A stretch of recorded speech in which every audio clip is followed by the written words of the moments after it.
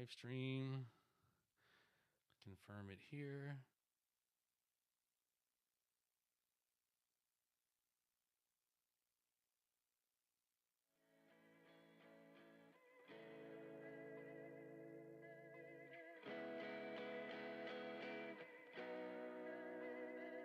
And I'll be on the outside, let me in. Should I even try, cause I can't win.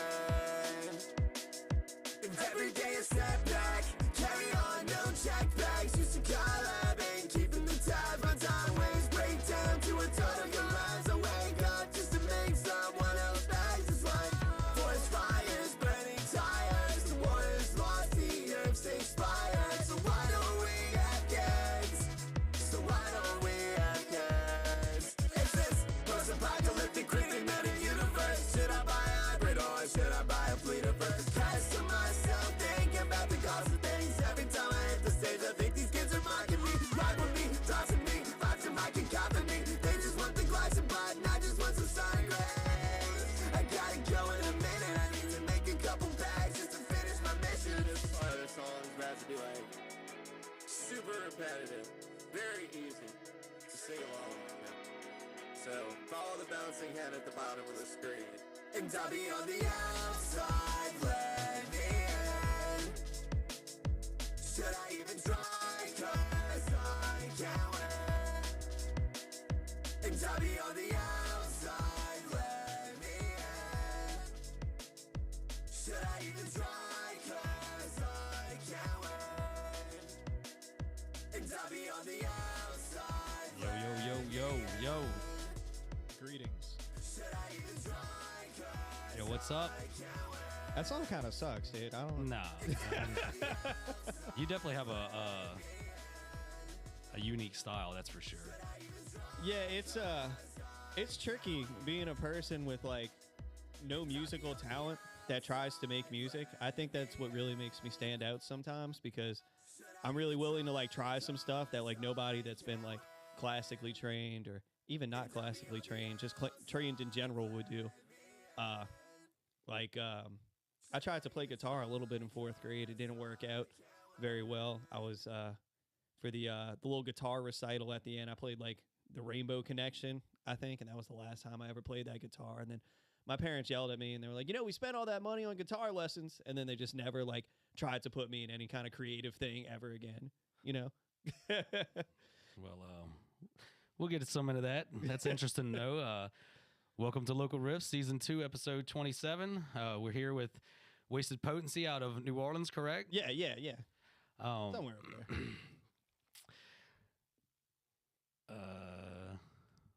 Welcome. Yeah, no, happy to be here. If you want, we can just start off by just you can. I think I just introduced yourself. Introduced you, but if you want to, we can just introduce yourself and let the people know what you got going on and where you're from, and let us a little about yourself. I am from the little suburb right outside of New Orleans, Metairie, Louisiana.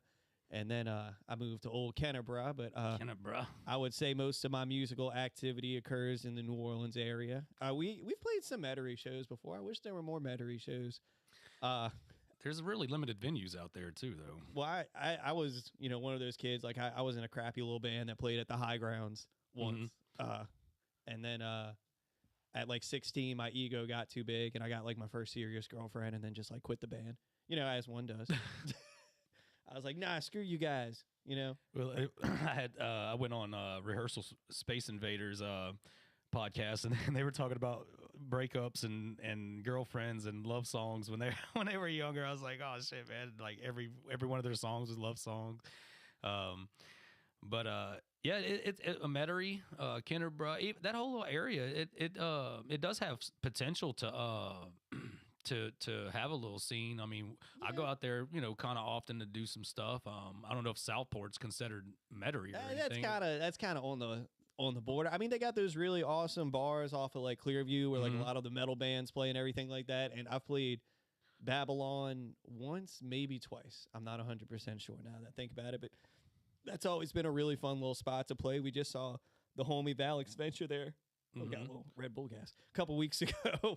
And it was awesome. I I would like it because then I wouldn't have to drive 30 minutes after, you know, a night of performances and partying and everything like that, driving in that awkward silence back from the city with my hype man, Sue. That's a weekend activity, you know, no words. The radio's on like 3, you know, it's like, oh yeah, that was fun tonight. Yeah.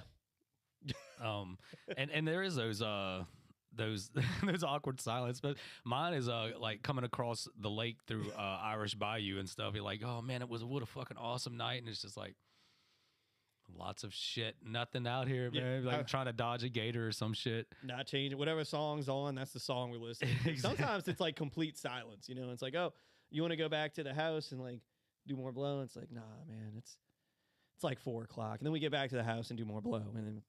Well, we was talking sort of like, you know, when to call at the end of the night, you know, especially partying in New Orleans or going to the shows and stuff like that. And me and you was talking earlier about, you know, you could kind of get lost in the sauce out there with going to here and there, and then.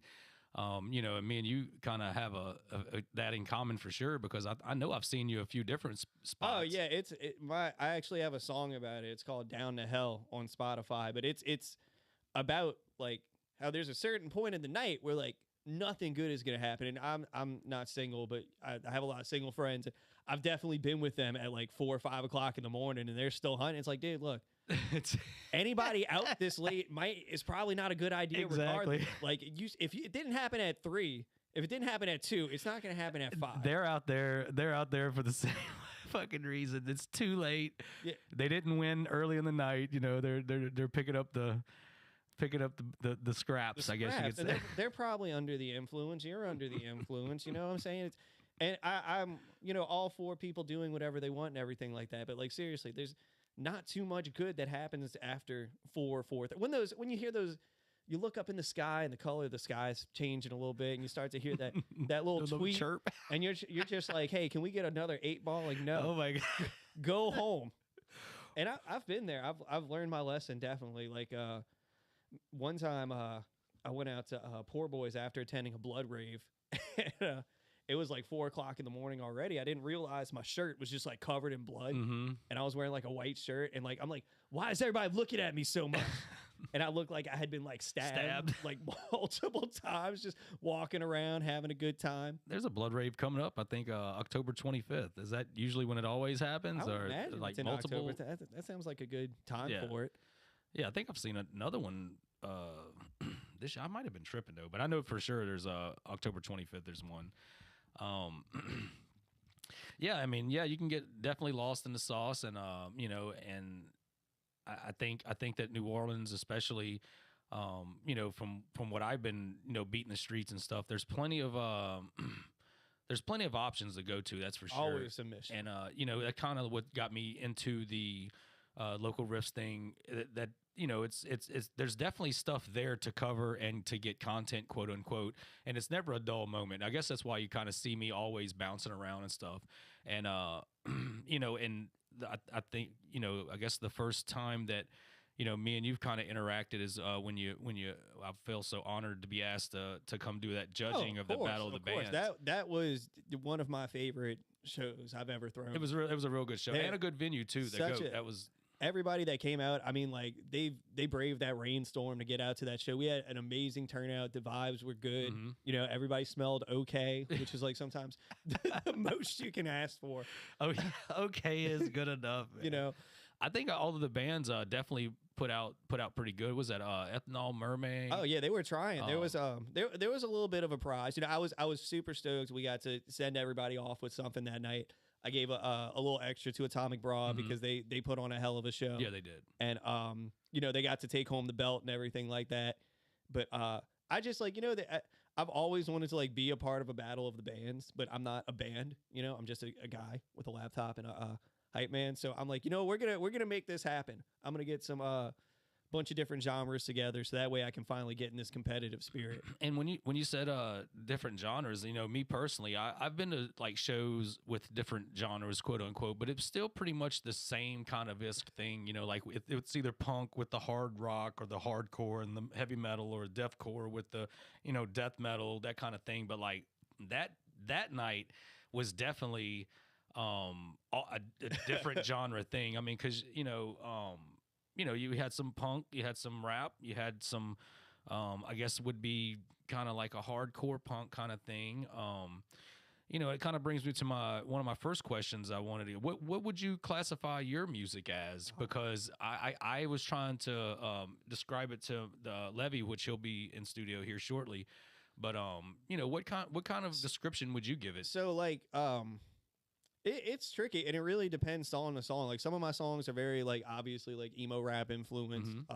But a lot of the stuff I've been making lately, I think it kind of falls into a genre known as like anti-pop, which is like a little bit similar to hyper pop, but it's not as, I guess hyper would be the word. Like it's when I'm finding beats, it's all over the place and stuff like that. The artists I'm putting in, but I don't know. A lot of people will just go ahead and say I'm hyper pop. I don't really consider myself hyper pop too much. I do have some songs that it's definitely been influenced by, but when I book myself on shows, I just put like New Orleans pop, you know, New Orleans anti pop or something like that.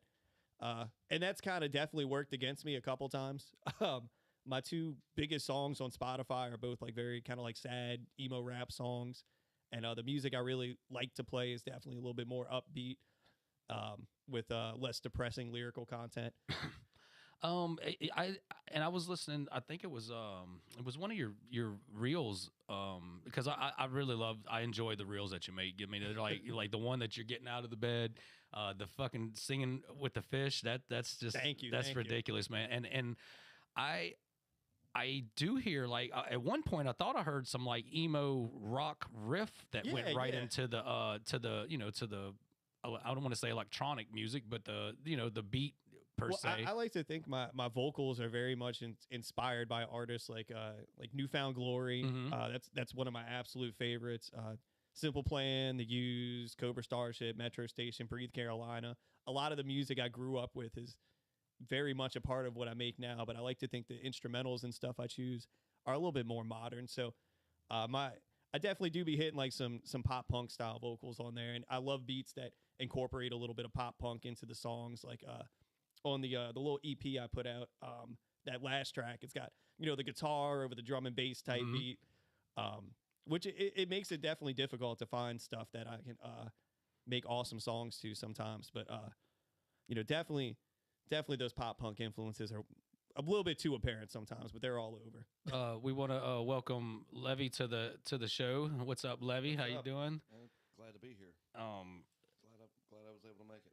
Well, that's good. I'm glad that you were also able to make it. Traffic's out there. Maybe might want to turn your microphone on. I might have not got that far yet. There I am. Yeah, there it is. Levy, this is Wasted Potency. I'm just going to start calling him Potency because I really never caught you. Everybody calls me Waypo. Waypo, yep. Yeah, because my homie Valix Venture came up with that in one of the songs we made, and it stuck very well to the point where like some people didn't know I made music as Wasted Potency. So like, oh, where do we find the music? Is it under Waypos? And I'm like, no, it's just not as cool name. So yeah, Levy, we was just going over some of the, I guess, what he was describing kind of his style of music. And I'd let you listen to some of it. It does have a newer kind of vibe to it, to where it's I don't know. There's not much with that. Usually when you hear like I'd say hip hop or rap or some kind of lyrical lyricist more dominant than a guitar solo or something like that, you would it would be like like fall in the lines of hip hop, but and it kind of all sounds not the same, but it does have that kind of thing. But I don't know, man. I used to rap like when I first started making music, like in like 2014, 2015, maybe something like that. I made like exclusively hip hop songs, and I was very fortunate. Somehow I got integrated into the hip hop community, just meeting people. So I got to play shows and stuff like that. And I'm sitting here playing these shows with like super talented, local rappers and stuff like that. I'm like, oh, I can write a little bit, but they definitely, compared to these guys, I'm not too much of a rapper. So I really enjoy melodies and stuff like that. So I decided to, start singing a little bit. And I'm like, oh, okay, well, I can't sing very well, but that's when I taught myself how to use the pitch correction and compression and everything like that. You see me play live, yes. I like to integrate my auto tune very much into the setup. Well, I think that's and a lot of people say, "Oh man, it's over auto tune." Not yours per se, but like a lot of some rappers or hip hop artists kind of does abuse that. But I think you've utilized that to become the instrument for your music. I really like when things are in key, you know. So like it's very hard for me. Like I've made a couple songs that are on SoundCloud with like without the auto tune, and they're a lot more emotional and stuff like that. But I feel like the auto tune like takes some of the emotion out, you know, and it just allows the song to kind of all mesh together. Yeah. And just be super listenable, super easy on the ears and stuff like that. But also it can also, especially playing live, be very like aggressive, you know, and can really like just take like screams and yells and stuff like that and just give them this whole new side of them. And I if you listen to my songs, I like to do a lot of vocal layering because I can't sing very well, but I can kind of sing in two voices. So I'll put my low voice and my high voice, put them in the same key, and it just makes a really unique sound that I like. And with my hype man too, you know, got him recently, getting him singing and stuff like that. So we're able to recreate that sound live, which is just super awesome stuff, and I'm really excited to do recently. So, with the hype man, you shot him out again? Yeah, What's his name? Young Sue. It's his birthday today. Yo, happy Happy birthday. birthday. Yeah, I think he's turning like some age. He's younger than me. But yeah, no, for the longest time I had been performing by myself and like using just kind of have to I don't really use backing tracks, but I had to fill in some of the blanks on some of the songs. But once I was able to add him to the performance, I was really able to just bring out what I really wanted to do this whole time, which is recreate the studio tracks live. The setup I run live is like literally just the way I record, but running out through the microphone. You know, a lot of people ask like, "Oh, how you do that?" I'm like, I just open FL Studio. Levy, we've seen a few different artists that has, I don't know, they got a barrage of songs and they're constantly releasing and grinding hard. Wapo here is no exception to the rule because I'm going through his stuff now and golly, man. Yeah. No, I would get lost in this stuff.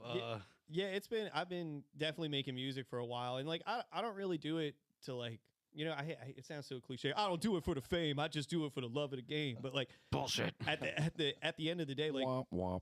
the songs I make are like just stuff that like I know I listen to my music more than anybody else. Like I drive around in the car and I play my songs because I made those songs because that's what I wanted to make and that's what I wanted to listen to. Like some people are very like, I don't listen to my own music. Like me, no, that's the music is made for me. Can't fake the funk, baby. Can't fake the funk. I think that is huge when you can stand your own songs. I'm not believe it saying or not. I'm not saying they're good. I just like to like I some of the stuff I listen to is terrible. Like, Well, I mean, you are your biggest critic, and like when I go back and listen to some songs and stuff that I wrote, they're fucking horrible. But I mean, everybody be like, "Oh shit, man, this is." For those of you who don't know, he's lying. Brian's an amazing artist. Even his worst stuff is over the top. I just think I have like sometimes like a bad taste in music. Like I love like early 2000s like pop music. Like I like to listen to I'll drive around sometimes listening to stuff like Dream Street and Play and all these like old little boy bands and girl bands and stuff like that. I'm like, yeah, this is definitely something I'm listening to. So is and this is gonna, I don't know if I'm gonna get fried or if you'll fry me, but is MySpace music a thing? Is that a new genre, or have you heard that lately? Mice Like MySpace, the MySpace core. Yeah. I Well, mean, just MySpace music. Shout out to Tom. he's still my friend. There's definitely been like a resurgence of like scene core, MySpace core inspired music, like kind of similar. I want to say like they take some influence from like older Jeffree Star and stuff like that. I definitely think some of the stuff I make definitely has like that nostalgic feel, especially because That's the word I was looking for, a nostalgic feel, because that's what we're all milking. yeah,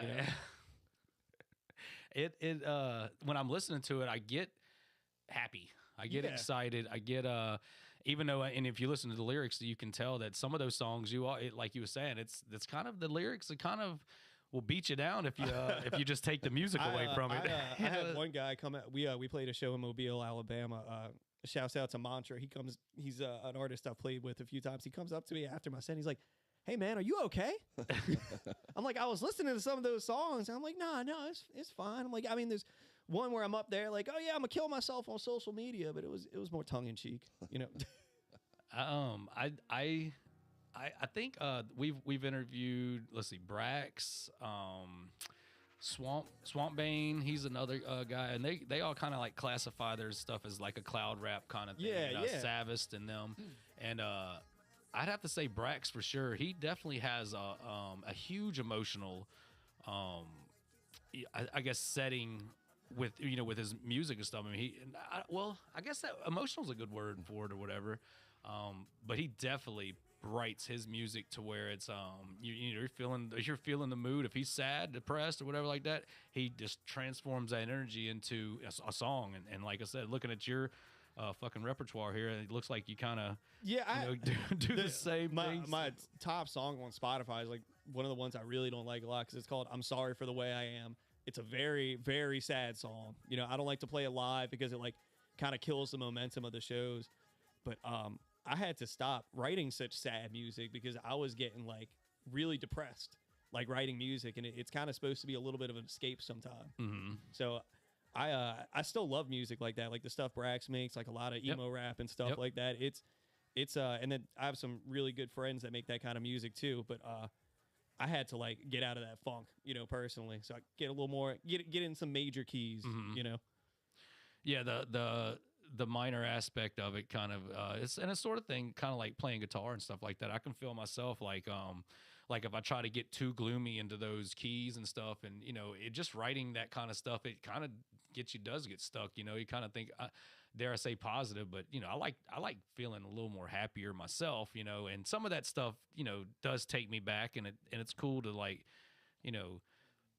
feel every once in a while, remember, the bad shit sometimes. I don't know. Well, it's like the best songs I've written have been like in my worst mind states, like you get home after like something, just a terrible day, and you just sit down and you're writing this song. It's like, I want to kill myself and I don't care if I bleed everywhere. And I'm like, yo, this is actually kind of cool. But then it's like the next day when you come back to work on it, and you're like, oh man, I'm not feeling like that today. I mean, kind of just takes away from like, okay, let's scrap it. I got so many half finished songs because like I'll be in a certain mindset one day, and the next day I'll come back to write for it, and it's not the same. That's why a lot of my songs they're pretty short, like 2 minutes, 3 minutes, because if it gets a little longer, if I'm spacing it out too much, it's hard to come back to the studio, and by that I mean my home studio, the extra bedroom in my house where I record. Yeah, have that same vocal sound and everything like that. Because I might have eaten a cheeseburger that day, and that might be why I was able to, sing down here or something like that. Tricks of the trade. Levy, is there anything you want to ask Waypo here, man? I mean, 2 trains were traveling at 50 miles an hour. One from Chicago, one from New York. Why? I know the answer to this because there's 5 people on the one track, and then there's a guy on the other track. And if you pull the lever, right, you run over 5 of them with one of the train. Right, the trolley problem. I thought this was the smoke blowing. It was. It's the first time I've ever had the answer. Just run over everybody. Yeah. That is the best answer. 7 is the answer. What you do is you let -1, 5. You let the trolley hit the 5, and then just go ahead and put the other guy out his misery. Right. So that way nobody knows. Yeah, yeah. You can't have any witnesses. You just can't. So this is Levy. He's my right hand man, my bro. I've known him for I don't know, 30 plus years. I'd have to say probably time. about 36 years or 30. A long time. And he has experienced a lot of I don't know. He's the fucking Grateful Dead guy, if you can't tell. So, me personally, I've dragged him to a lot of shows that normally I wouldn't have dared imagine him be at. And, I guess, we called it genre bending at some point, right? Trying to blend the two. There was times that we would just do cold calls. We didn't know where we were going, what band we were going to see. We'd see a place that was packed and pull over and go in. That's how we got started on the mariachi band. Yeah, the mariachi stuff. Yeah. I guess I bring that up. Obviously, introducing Levy again, but you know, listening to your music, it kind of does give us, you know, another, you know, avenue to take and to listen to. And like we still got to get that fucking country out, bro. We got to get into the country music. Well, I actually I don't know if you heard it. I made a country song recently. Nice. I made it. Okay, this is kind of complicated. So like I was one day I was like doing a writing exercise, but you know, like everybody's been Post Malone did the country thing recently. Everybody's listening to the Jaboozy song. I was mad one day. You know, I was like, you know what? This country shit, this is easy. Anybody can do this. Anybody can write a country song. It's not that hard to do. So I sat down there and I'm like, all right, I'm gonna warm up to go work on something else. I'm gonna just write a country song. And then I'm like, okay, I've written like and recorded a whole country song at this point. But I can't release this with the rest of my music because it's just gonna screw up my algorithm even more. You know, because people already. So I created a character called Ribeye Freedom, and Ribeye Freedom talks like this. And Dude, what is this song, man? Okay, it's type in if you go to my Spotify, Yeah. it should be under my featured artist because I featured myself on my own song with my alter ego, Ribeye Freedom. The name of the song is "Kicked Out of This Bar." Let's see if I can find this. Yeah, it's the only Spotify artist named Ribeye Freedom. Ribeye Freedom's one of the best names I've ever heard. Fucking Ribeye Freedom. Ribeye. Oh my God. Kicked out of this bar. Huh? Let's see what we got here. That's you can't hide from us, man. That's Wapo like a motherfucker.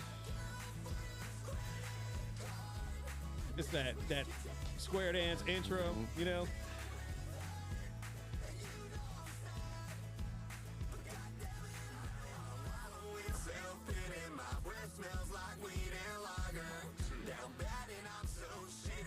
Dare I say hick hop? That's a fucking hit, bro. What are you talking about? It came out a little bit too good. I love the hook though.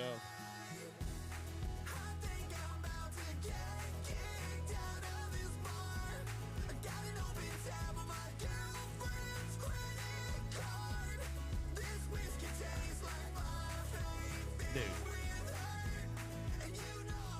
of all the artists that's been putting this kind of stuff out, right? Hold on. You can't tell me that's as good, if not better, than a lot of those other songs that's came out in that kind of range. That sounds fucking great. And I'm not even into that, like the hip hop neither. kind of That's thing. the worst part. Dude, he said it came out too good. I'm literally like, let me just put this together, and like I layered a lot of the vocals and stuff like that, and you can tell too. There's some pitch correction, but it's not that auto-tune sound I normally do. And I just finished the song. I was like, God damn it! I showed it to my friend Craig, and like he listens to a little bit more of that, a little bit other music, and I checked the SoundCloud plays, and it was like 600 plays. And he was the only one I gave the track to. Shouts out Craig. And I'm like, yo, Craig, you listened to this song like 600 times in like 2 days. He's like, nah, dude, I love it. It's the same guy that listened to it. I swear. I swear. So shouts out Craig. His number one listener for Ribeye Freedom. Dude, that's what do you, man, you need to get that shit to a fucking label quick. That's a hit. That's a hit, right? That's actually, and it's and that kind of music is still actually relevant. It's extremely relevant. Yeah. Country man, fuck Post Malone, but not because of something he did.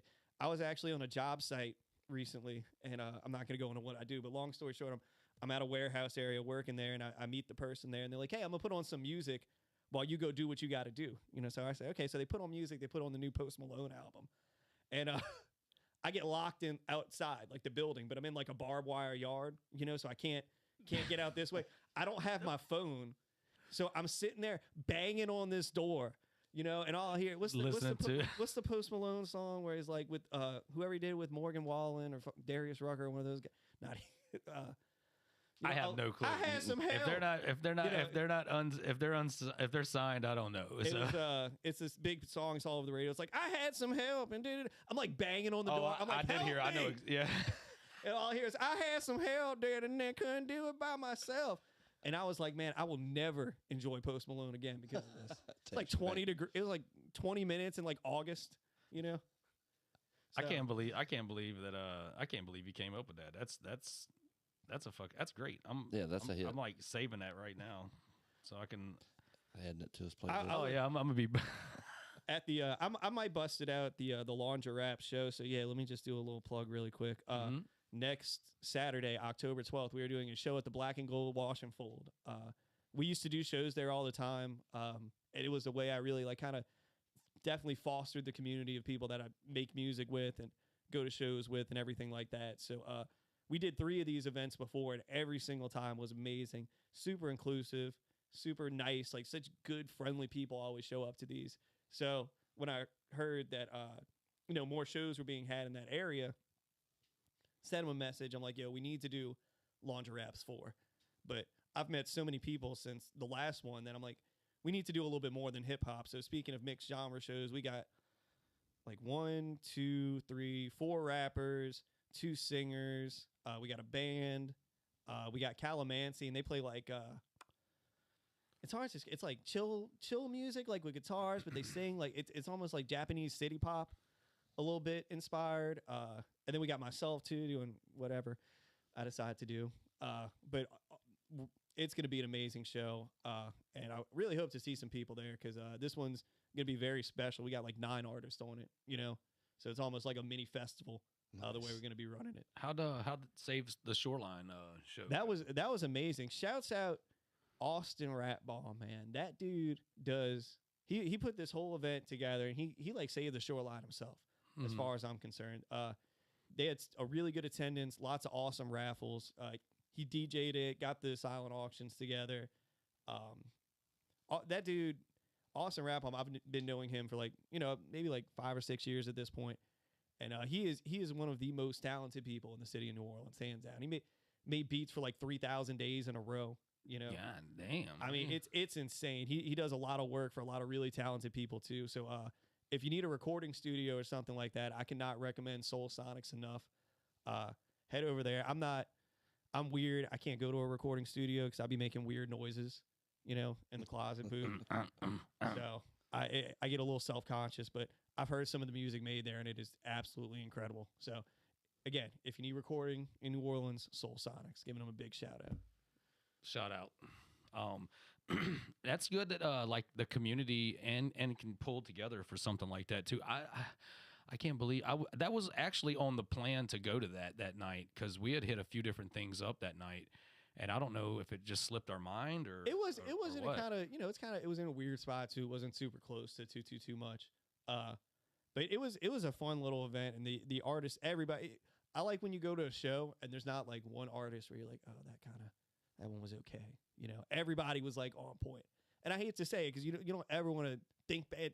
It sucks when you're watching a show and like somebody's up there and they might be having a bad night or something like that, and you're just like, I can't walk out this room now, because I gotta sit here and stay through this because I don't want them to be upset, And but that night everybody did awesome, just like the Battle of the Bands too. That was Battle of the Genres. That was another show where I think I was probably the most cringe act that performed that evening. So I actually enjoyed every artist that performed that night.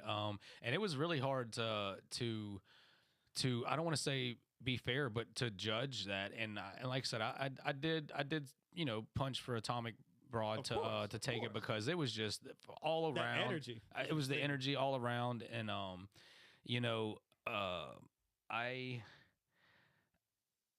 don't know. It was really tough because, like I said, from the start to the finish. I mean, hell, I really enjoyed y'all's. If your it was set, if it was up to me, we all would have won. But I tried to crunch the numbers too.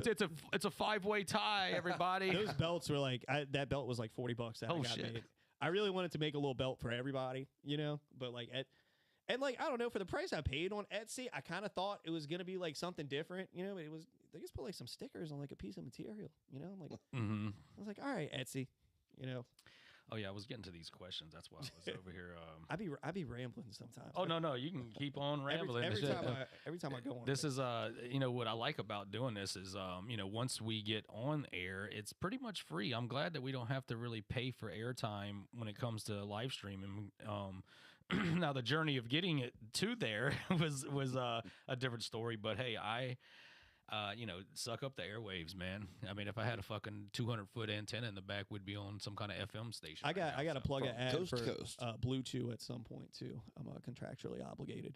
For, Blue Chew, you can go to their website, bluechew.org, use my code WAPO, get some dick pills. There you go. Keeping it up, keeping it real. No, I don't have a sponsorship with them, but maybe they'll hear that and they'll be like, hey, we'll give you some. I'll take the pills too, but I'll take some money. As Right. well. I mean, it's either way. Either way, it's a good bit. And I Be Brought to you Ramblin' today by I Be Ramblin' is going to be my new country genre name for singing now. I Be Ramblin'. Oh my gosh, man! I'm still in awe that you haven't. You need to push that fucking song out. I try. I've been working on it. It's hard. My shout out to the Wiz. He messaged me and he goes, "Hey, it would be a good name for your hype man when you do the country songs." He goes, "Kanye Twitty." Perfect. I went by Suge White for a little while. Sugar. That's a true story. So I call him Suge. Everybody else, I don't know if they even know that. But anyway, it's pretty funny, man. Suge White. That's your name all fucking night. Suge White. Yeah. All night tonight. Into the wee hours. What's going to be crazy is you're going to get halfway through your career and be like, oh, this is my genre, this is my soul. But you're going to be remembered for that's what I'm worried about. My dream. Ribeye freedom. The best thing that could ever happen for music for me is to just be like a one-hit wonder. That's like, I don't want to, it's like, let's say a label came out to me tomorrow and like, hey man, we want you like the 3 albums. Like, no, I just want like one hit. Just one. Just let me get the one. One and done. And I only got to play like one show a year and everybody comes out to hear the one song, but I get so much residual from like radio, streaming and radio plays and stuff like that. Like, all those like 90s bands, or not 90s, like 2000, like Trapped and Vertical Horizon, Lit. Like they make so much money still just from like one song. Right. And I saw Trapped in concert at Southport Hall. Was that recently? Yeah, a couple months ago. Yeah. Dude, the lead singer, his name is Chris Brown, I think. Don't quote me on that. But, they get so much crap because of his political views. But it wasn't a bad show, Like, I actually know some trap deep cuts, surprisingly. My brother was born in 83, so I grew up on a lot of that music. And Trapped has some pretty okay songs, if you like mediocre, like butt rock, But they're like good, It's like people give Nickelback a bad rap all the time. Those motherfuckers are good. Yeah, Nickelback is too good. That's why people don't like them, because it's too put together, it's too catchy, it's too on point, it's too well produced, But it's still hard to find somebody that hadn't rocked most of their songs when they come on the radio. Oh, I love. you'd be crying about that. My girlfriend's a dick magnet. I go to I'm a menace on Touch Tunes, because I go to the Touch Tunes at the bar and it's like Creed, Nickelback. They closed down, so I can say we're at Chateau Pub one night in Kenner, and I just like kept playing Nickelback. Like, the bartender's like, "Who the fuck keeps playing Nickelback?" I spent Repeat. like $20 at this point. Yeah. Every now and then I'd switch it up. I'd throw Creed in there, or like Surfing Bird. Brr, brr, brr. What's that? What's the band that had that song? Jenny Says. They're from New Orleans, I think. The ding ding ding ding ding ding ding ding. Oh, you put me on the spot. I know exactly what you're talking about in the song. That's the only song they got. So like, okay, and now they just put it on repeat. Fuck, I gave it a not. I don't want to say the name because I might have. And for our next song, Here to play their one hit. Jenny Says, turn off the radio. See, that's the dream right there. Man, I would fucking have a one-hit wonder, and I would push that bitch on repeat as long as them fucking royalties was coming in. Period. Yeah. Like those bands that are like, oh yeah, like, and I hate to say it, but like everybody hates going to see a band and they're like playing new songs. Everybody's like, I don't want to hear the album from 2014. I want to hear the album from 2007. Right. Dude, I went to Last 10 Seconds of Life concert with it was a while. It was, I think Oceana was there too. And I listened to a lot of the earlier Last 10 Seconds of Life. And they didn't play not one fucking song of none of their 3 or 4 albums at the beginning. I'm like, oh, this has got to be the one I've never heard this fucking song before. I had a friend that happened to that at the Cohen and Cambria concert. You know, they bought tickets. I like checked the set list. I'm like, they're not playing A Favor House Atlantic. They're not playing Welcome Home. They're not playing. This is our new one. Yeah, first time. They got the lore going on, so they got to get through like 18 songs to tell a story. You know, Right. I'm very blessed to be going to When We Were Young this year for the all the albums and everything like that.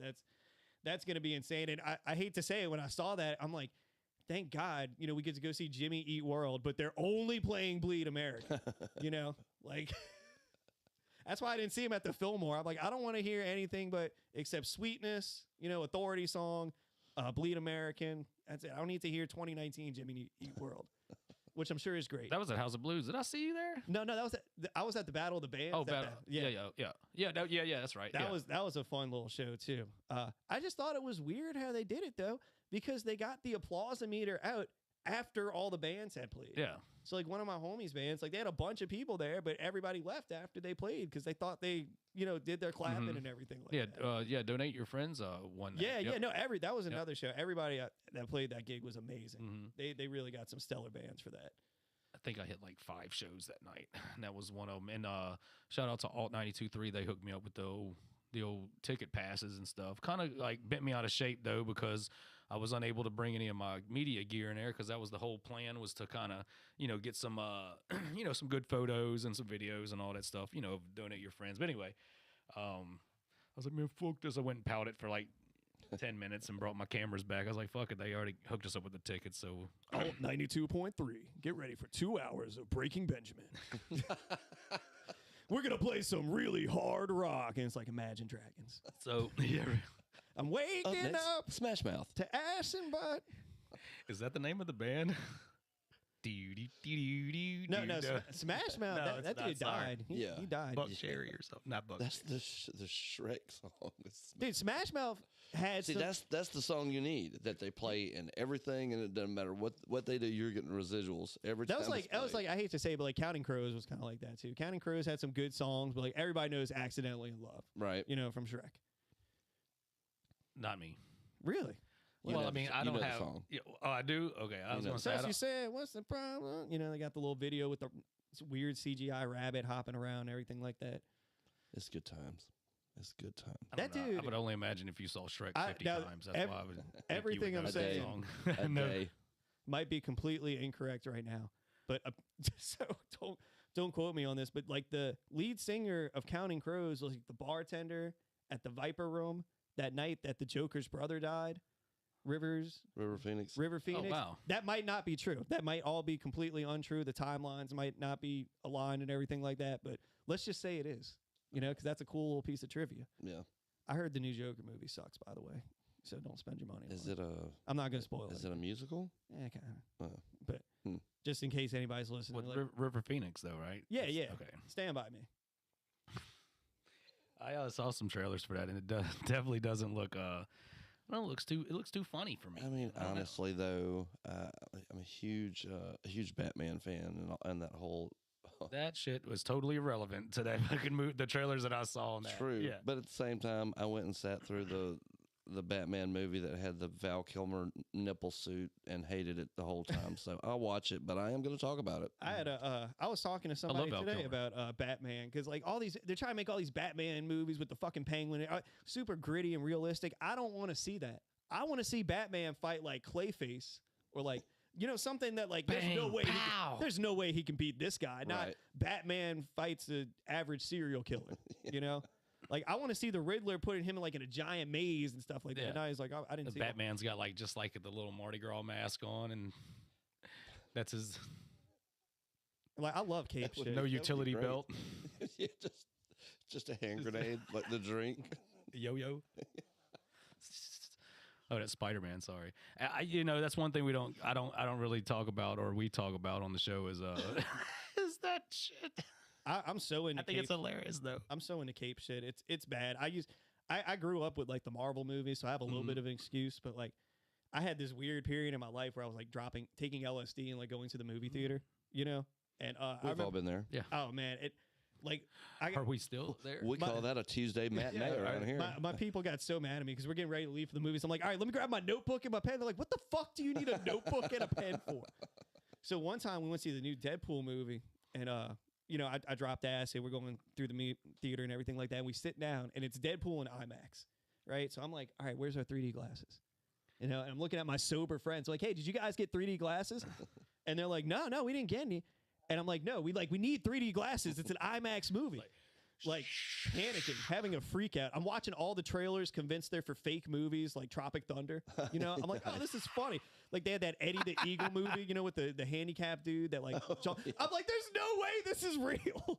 Laughing at it. And so the movie starts, and I had not gotten 3D glasses. Well, I sit there and I watch this entire movie, convincing myself that they took the technology from the Nintendo 3DS and have integrated it into IMAX movie screens, and you no longer need 3D glasses. Yeah, you just get the cross-eyed. So I sit there watching like a whole 3D tripping acid, you know, fucked up out of my mind, watching a 3D movie. And I finish and I turn around to my friends. I'm like, that was crazy, right? They didn't have like the 3D, and like that movie was not 3D. Turns out they have an IMAX 2D type situation. And I don't know, like fucking a parallel plane. I'm like reaching out, like, oh look. Like, sir, this is 1D. The movie hadn't started Yeah, it yet. hasn't started yet. You're talking to a plant. The thing that made me really stop like tripping acid and going to the movies, I saw Captain America: Civil War. Love that movie, one of my favorites. And we finished the movie, and I look around, like I'm like tearing up. I'm like, Captain America would not think I'm a good person. He would. Is it over yet? I gotta change some shit right now, or else I'm not gonna be on Team Cap. So that was a fun period. I've been nerding out on this fucking equipment over here, man. And I'm like fading in and out and flipping back and forth. Oh, I got this shit fucking down from Bone Cutter's house over there. And not only that, I think we're a little more relaxed than we was over there too. I think they're coming out with us tonight. Shout out. We will see you out. Yep. I hope y'all are ready because it's going It's down. happening. It's definitely happening for a few hours, multiple of them. Wait, Poe, I want to ask you a pretty serious question. What's your favorite pizza toppings? All right, so I'm a little bit fucked up. All right, this is gonna be some crazy shit, hella controversial. Acid? I just like cheese and pepperoni. You know, like everybody's like oh, you know, we gotta get fucking pineapple. It's all cool. I'll eat Fucking it. said pineapple on the show. But like I will, like when I order my Domino's pizza, which is like once a month, I just get pepperoni extra. I like that shit to look like a Teenage Mutant Ninja Turtles pizza. Nice. When I get it, you know, like Mm-hmm. licking that shit, like, and like everybody shits on Domino's. the ice cream on the pizza too, like Ninja Turtles. Shits on Dom. I don't know, man. Domino's has came a long way. Yeah, bro. they really take, like, I don't know, in the Louisiana public school system, one of the main things we ate was Domino's pizza, you know? So, like, I eat that shit, and it tastes like a time where I wasn't as depressed. I don't know. You know? When I was this is gonna sound. I don't know if you remember this. I'm sure you probably do. But pizza day when I was and going to school was literally like a homemade piece of bread with ground meat and some cheese on top of it, and that was a pizza. They had that too, but like they also had Domino's every single day. But the Domino's was made 3 weeks prior. Oh, You know, so they heated it up in the shitty little stove thing. so they were just cutting triangles into the boxes. Then. Yeah, and I had poor kid lunch, so my lunch was like 40 cents, you know. And then but if you wanted an extra slice of pizza, it was $1.25. My lunch was free because we was so poor, man. It was like, oh, no chocolate milk. It cost $1. Yeah, you couldn't get chocolate milk at breakfast. I don't know. Chock full of riboflavin. I don't know what the line is though, and I'm not trying to like be rude, but like 40 cents, 5 days, that's $2 a week, $8 a month. Oh God, how many months in the school year? Let's say 10. Oh fuck. Yeah, that's like $80 a year. You know, like what's the difference between $80 a year and like free? You know, for like a whole massive school system. You know, because nothing was worse than like they'd be like, all right, you got your money. Like, no, I don't have 40 cents. Today. Shit, but we couldn't even. When I was a kid, Just because I forgot it. we were so poor we couldn't even bring our own lunch. Like that wasn't it. That was dinner when we got home. We would have brought the lunch, but Domino's pizza every day. Or then we moved up to like I guess the high school area, and then we started getting the squares that was frozen. The squares was fire when they had Yeah. this. Domino's, that was like a fucking like a field trip kind of thing, right? Oh, Yeah. But I don't think it was real Domino's pizza. I think it was like cardboard. reject Domino's. The piece missing. God, I'm gonna be thinking about pizza for like the rest. And I can't. I have like no self control when it comes to like NOLA Mia. food, drugs, but like food for this conversation. Like I'll get the medium Domino's pizza, and you might as well have just given me an 8-ball. Oh yeah. Because I'm Yeah. not stopping. Yeah. Until that pizza's gone. And then I'm laying in the bed feeling like I'm going to throw up garlic sauce and pizza.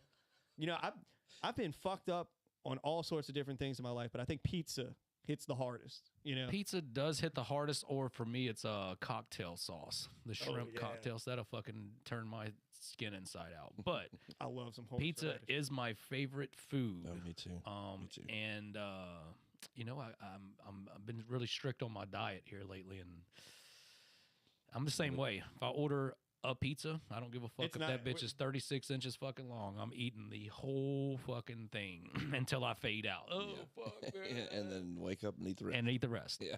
I wish I could be a competitive eater. I watch a lot of that shit on YouTube, and I watch these dudes, and I'm like, I think it would be cool to do like a competitive eating video series, but like I can't get anywhere close to finishing the shit.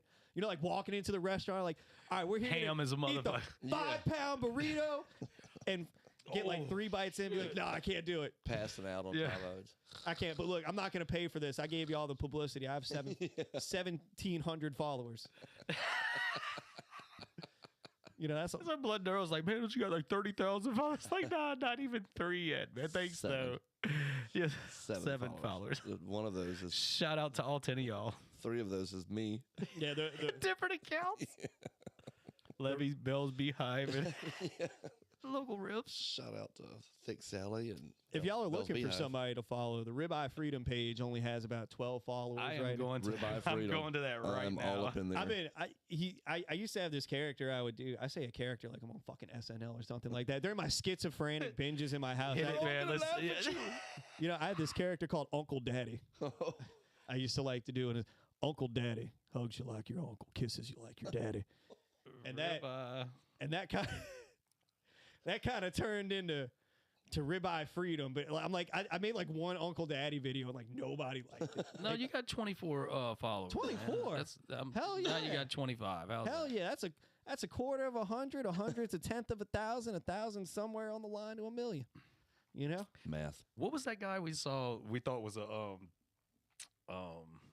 comedy show at a MVP in Hattiesburg. The Freak Party. It was baby's daddy's It mama. was something like that. But anyway, he's We- like got we a had no huge idea. following on TikTok, right? And he does like the comedy kind of thing. Man, I'm about to look that fucking guy. Baby's daddy, daddy's no, mama? it's Something something like like Uncle Daddy. Well, you just said that. That's I what hope kinda- it's not Uncle Daddy. I'm Else we're pretty gonna have a sure- conversation. Hold on, let me. Uncle Yeah, we Daddy, had- he votes conservative. I mean, I'm about to go into this motherfucker here because I don't even think Jesus was a Republican. I live I live next to the hospital, but I think Trump's gonna help me. I don't like to talk bad about anybody's situation, man, but I'm driving next to East Jefferson Hospital, I and there's can't find that place. there's some condos next to East Jefferson Hospital, and on the one closest to the emergency room, the guy's got like the giant Trump flag with the like this Trump, like coming like the nice flag, and I'm like, yo, dude, Trump does not give a fuck about the dude living in the and you're not like, I can just tell this is not a doctor who's just got this little place to live close. This is some kind of guy that's like, I love to wake up to the sound of ambulance sirens 17 times a night, but he's looking out for me. Oh yeah, yeah. He knows me by my first name. Metairie is full. I'm like, you drive through Metairie and you're like, how many of you fucking people are okay with putting JD Vance's name in your driveway? Like whatever, vote for whoever you want, but like, come on, like this dude fucked the couch, and y'all got his shit like all up and down the street. Like it'll be like 4 houses next to each other. Like nobody gives a fuck who you're voting for. Like why do you need to put these signs up? Like people are driving through the neighborhood, and you're like, I was pretty undecided this election, But that sign that right guy's got there. a nice Trump sign. You know, here at local Riffs, we're pretty anti everything to do with the government. But I will say this: Those Amish. let's get somebody. If we're gonna have to vote or anything, or I don't have to vote. No. Which that's why I don't really have an opinion on it either. I guess 'cause I voted don't. for Kanye West in the last. Now that's a bill that I could probably get on, man. You know, Kanye. If free Yeezys for everybody. Yeah, well, he's done a lot of shit, and God, I sound like an apologist, but like he also made like the College Dropout. You know, Right. He made Yeezus. He made My Beautiful Dark Twisted Fantasy Nightmare. Fuck. Well, I just feel as though, and me and the band Trigger Therapy talked about this one time. Give us something fucking back. Look at the people that's suffering right now. I'm not gonna go too far into it, but hey, like when we go to these big corporate stores, man, the motherfuckers should greet us once a month with a bag of groceries. Yeah, you know no what I'm saying? And thanks for making us who we are. And maybe we could get into People- maybe let's vote for somebody, but Man, let's jump them. People are very like, just talking to people about politics and stuff like that. When you just tell people like, hey, I don't really care about whatever. I just don't think people should die because they're hungry. They're like, well, how would you feel if you had to pay $30 more a year in taxes so these children could have lunch? I'm like, I'm kind of fine with it, because if the kids are getting lunch, if they're not as hungry, they might not steal my car. Right. See, that's More opportunities. it's paying draft to the fucking government. It's either help them with their food or they steal your Or they're catalytic gonna converter. come in for you. Yeah. That's the It's a political no-brainer. spectrum right there. Yeah. Yeah. That was kind of a little off. 2024. Yeah, it was kind of off of the norm right That's there. That's a first. That Yeah. was the first. Right. right there. If you listen to my song tags on there, I'll work it back into something. The first,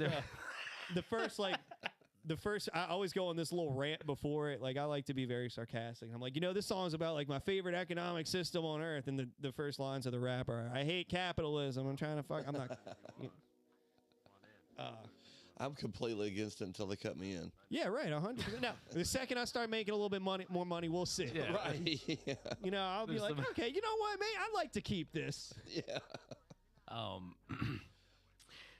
We've been upping it for a little while.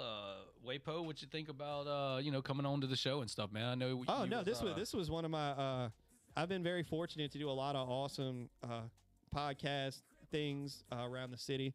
Shout out Wiz too. He does a good job over there. Too. And this is definitely just as good. I don't want to say anybody's better than anybody else. No, but this we is- all in it together. I love this setup and everything like that. It's good flow and everything. When I gotta apologize to the Wiz because every time I go on air with him, I'm risking him losing his show. Before we go, let me tell one story about the Wiz that I'm sure he'll love everybody to hear, and especially since y'all have heard my music. This will make a little more sense. So the Wiz hits me up last December, and he he works for the radio station, and he's like, hey, the radio station's doing an event. Do you want to come perform? And I'm like, hell yes, And he's like, all right, cool. It's at this place attached to the World War II Museum. So I get out there, I get with my crew and everything, and I'm like, all right, let's do this. We're gonna go. He's like, hey, we need you to play a while. So I put this crazy set list together, and we get there, and it's like a formal event, Everybody's like there's hors d'oeuvres, an open bar. Your drink, sir. Yeah. And I'm like, I look at the Wiz and I'm like, hey man, like you asked me to play this. So like in the beginning, I'm like, well, I don't know what to do. I just played Spotify for a little bit. And he's like, all right, well, you can do your performance. And I'm like, are you sure? So we start playing like 3 songs in. A guy's like, hey, could you turn that down a little bit? And I had like drank at this point. And I have this bad habit. If I'm a little bit upset about anything at a show and I start drinking, I start going on way too long, especially since I DJ myself. I've done it a few times. So like, I'm like, well, fuck it. We're going to play the heavy songs. So I'm playing my Screamo songs. I'm like, all at the show. The Wiz is just losing his shit laughing. I'm like coked out, drinking at this formal event. Like, I'm going to kill myself and I don't care who knows. Women are clutching their pearls and purses. I like when you go to an event like that and the fucking audience has no clue what to expect because you know they didn't listen to your fucking Spotify, even if they saw your name on the bill or the flyer and something, man. No, Wiz was like, there was like two people there, like two younger guys that like really, like I guess the two people under a certain age, they really enjoyed it. But I'm just like, you know, I'm walking around like, drugs are cool. You know, give me all your drugs. I need more coke. And you know, like, oh yeah, you know, let me get some more of this, you know, pad thai. But yeah, this is caviar. This has been absolutely fantastic. You know, thank you for having me on. Thank you for everything you do for the local community as well. You know, it's especially in New Orleans. You know, people are so I hate to say it, sometimes finicky about support and stuff and like that. It's all everybody's doing something, so people get hella embarrassed. I feel like to share other stuff because they don't want to detract from themselves. So it really takes a lot to like get out there and be like, not here. We come are, to these shows. Yeah, we are on it, on everybody's shit. And I'll say it. I don't know how many people will listen to this, but I hope that we are doing it to the aggravation point to get y'all's stuff out there and people's stuff out there and support stuff, and because it's all about getting out there to support each other, in my opinion. And and like I said earlier, me and you talked a while, you know, a bit and different little events and shows and stuff, and it's that's what we're here for, man. That's what we do it for, is to make sure that continues. People can see what's going on, and you know, without the sharing and support, it might be dead in the water at some point. You know, and you coming on, I love it. I've been, you know, I love getting artists on and having different guests. And we used to do a podcast every week, something like that. But now it's more so just letting the artists get, you know, wanting them to come book and stuff. So oh no, I'll definitely we'll get some out of context clips from this, make everybody look terrible. You know? Speaking of, one more thing about the Wiz, because I know he's gonna, you know, I'm gonna make him listen to this because of these. And Wiz, before you get Wiz, I do want to come on to your show, man. We just have to book it. We just have to get with it. The last time, I don't know, it just didn't work out. And you know, shout out because you know he's invited me for the last fucking year to get to go on the radio show, man. That Coastline show, he put his little montage together with all the clips and everything like that. And he got like the first 30 seconds of my set where my auto tune was all fucked up and everything like that. And I'm like, you have given away the secret. Everybody knows. But thank y'all so much. I'm Wasted Potency. You know, keep it local, keep it riffing. Little tagline for you. Oh man, we'll be using that. Trademark it. There's a T-shirt in there somewhere. Well, thanks again, Waypo. That's Wasted Potency. You can check him out on all of the, I'm sure, the social medias. And all check out Ribeye Freedom. Ribeye Freedom. Go follow that. You know, the latest EPs. Let Me Get Another Bump. All drum and bass inspired songs. You know, if you like music that gets your little booty boogling. Get the little booty boogling. You know, thanks again, Waypo, and I guess we'll go ahead and just kill it now. We got to get out there and hit the scene tonight, and hopefully you can get out there. And I'm going to be playing the Dead Rising remake this evening. This is an in Saturday. But go enjoy some shows tonight for me. Well, guys, this has been Brian with Local Riffs. Peace.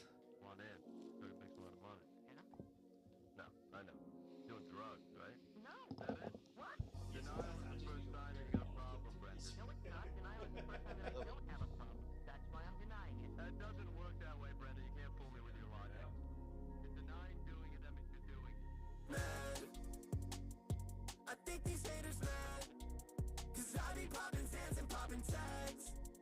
I be in the crib, I'm off some tabs. I'm in my bag. No, I wish I could pop. Everybody asks me why I'm sad, cause I be popping Zans and popping tags. I be in the crib, I'm off some tabs. I'm in my bag.